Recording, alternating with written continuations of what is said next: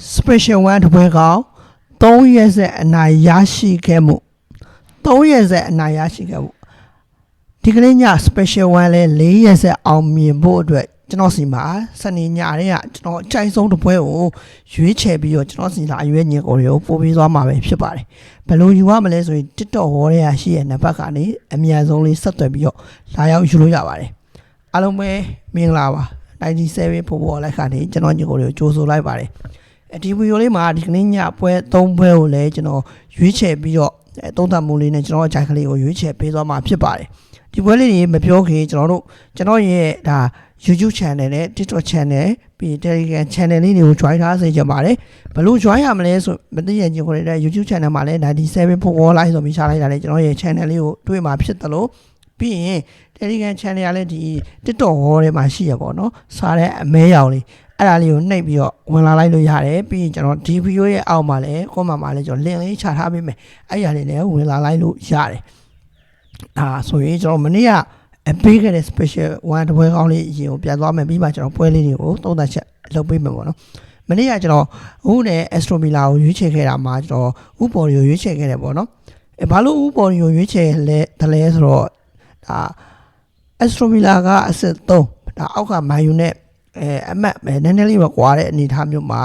သူ့အနေနဲ့ဒီပွဲကိုနိုင်ပွဲလို့ရတယ်ဒါပေမဲ့သူ့ရဲ့ကြေးထွက်ထားတာအကြီးကလည်း1ပေါက်90ဆိုတဲ့ကြေးထွက်ထားတယ်ပြီးရင်ဟူရဲ့အိမ်ငွေကတော်တော်လေးကိုဒါအတင်းတော်တော်များများကိုဒါတရင်ခံကန်နိုင်တဲ့အနေအထားမျိုးထိဆွမ်းဆောင်နိုင်တယ်ပေါ့နော်နောက်ဆုံးပွဲနောက်ပိုင်းပွဲတွေမှာဒါကြောင့်မလို့ကြေးကိုလည်းမကြိုက်ဘူးခြေသွမ်းကိုလည်းဟူကိုယုံတဲ့အတွက်ကျွန်တော်ကဥပေါ်ရီကိုရွေးချယ်ခဲ့တာပဲဖြစ်ပါတယ်ပွဲပြီးရလာက2စီးဆိုတဲ့ရလာနဲ့ပြီးဆုံးသွားတဲ့အတွက်ဒါတရင်တော့မဟုတ်ဘူးပေါ့နော်ဒါအနိုင်မှာကံပြသွားတဲ့အတွက်ဒါတော်တော်လေးကိုခြုံမိန်နဲ့ရလာပဲဖြစ်ပါတယ်ဒါဆိုရင်ကျွန်တော်ဒီညအတွက်ပွဲလေးတွေစမယ်ဒီပွဲလေးတွေမစခင်ကျွန်တော်ရဲ့ channel လေးကို join ထားဖို့လိုပါမယ်ကျွန်တော်ဂျာစီတွေဖုန်းပေးတွေလည်းမဲဖောက်ပေးလေးရှိတဲ့ channel လေးတွေဘယ်လိုပေါ့နော် join ထားစေချင်ပါတယ်ဒါဆိုရင်ကျွန်တော်ပထမဆုံးဒါအစောပွဲလေးတွေနဲ့အတူတူစမယ်ပေါ့နော်ဘုံမောင်နဲ့စန္ဒလန်ဘုံမောင်နဲ့စန္ဒလန်ကိုကျွန်တော်ဒါဒီပွဲမှာကျွန်တော်ခိုးပေါင်းကြီးလေးကိုရွေးချယ်ထားတယ်ပေါ့နော်ဘုံမောင်အနေနဲ့ကကျွန်တော်တို့ဒါစန္ဒလန်ရဲ့နောက်ထပ်နေရောအဲ့လောက်ကြီးကျွန်တော်ကဒီကြောဖြတ်နိုင်လိမ့်မယ်မထင်ဘူးဘုံမောင်တိုက်စစ်ကောင်းတာမှတ်မိမဲ့ဒါစန္ဒလန်ရဲ့နောက်ထပ်နေရလဲဒါစန္ဒလန်ရဲ့နောက်ထပ်နေစန္ဒလန်ရဲ့ကစားပုံတွေကချစ်လက်တယ်ပေါ့နော်အသင်းကြီးတော်တော်များများကိုလည်းဒါအနိုင်လဲကန်နိုင်တယ်လို့တရင်တွေလည်းဆွတ်ဆောင်နိုင်တယ်ဒါကြောင့်မလို့ဒီပွဲစဉ်မှာကျွန်တော်ခိုးပေါင်းကြီးကိုကျွန်တော်တို့ကြည့်မယ်ဆိုရင်လည်းဒါ3အပေါင်း80ဆိုတဲ့ကြီးလေးဖွင့်လှစ်ထားတယ်ပေါ့နော်ဒါကြောင့်မလို့ကျွန်တော်ကတော့ဒီဘက်မှာတော့ဒါဘုံမောင်အနေနဲ့အဲ့လောက်ကြီးတွင်းနိုင်လိမ့်မယ်မထင်ဘူးဒါကြောင့်မလို့ကျွန်တော်ဒီဘက်မှာတော့စန္ဒလန်ရဲ့ခန်းစက်ကစားပုံကိုယုံကြည်တဲ့အတွက်ဒီဘက်မှာတော့ကျွန်တော်တို့ခိုးအောက်ကိုစန္ဒလန်ခိုးအောက်ကိုရွေးချယ်ပေးချင်ပါတယ်နောက်တစ်ပွဲကတော့ကျွန်တော်တို့ဒီလီနဲ့မန်စီးတီးပွဲစဉ်ပေါ့နော်ကျွန်တော်လီကလည်းတိုက်စစ်ဆော့တဲ့အသေးပြီးမ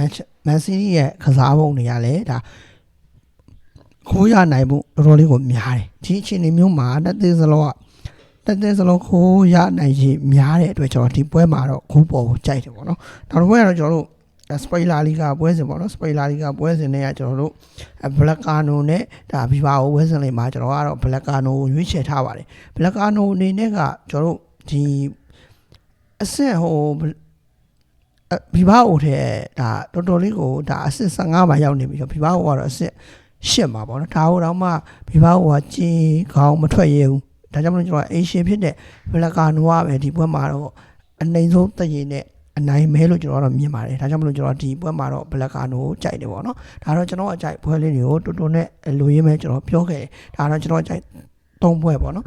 ကျန်တဲ့တပွဲကောင်းတော့ TikTok ဝေါ်ရရရှိတဲ့နံပါတ်ကနေလဲလာရောက်ဆက်သွယ်လို့ရသလို YouTube channel မှာ bio မှာတင်ထားတဲ့နံပါတ်ကနေလည်းဆက်သွယ်လို့လာလို့ရပါတယ်ကျွန်တော်တပွဲကောင်းလေးတွေကိုပို့ပေးသွားမှာပဲဖြစ်ပါတယ်အားလုံးပဲကျေးဇူးတင်ပါတယ်ခွန်လပ်ပါ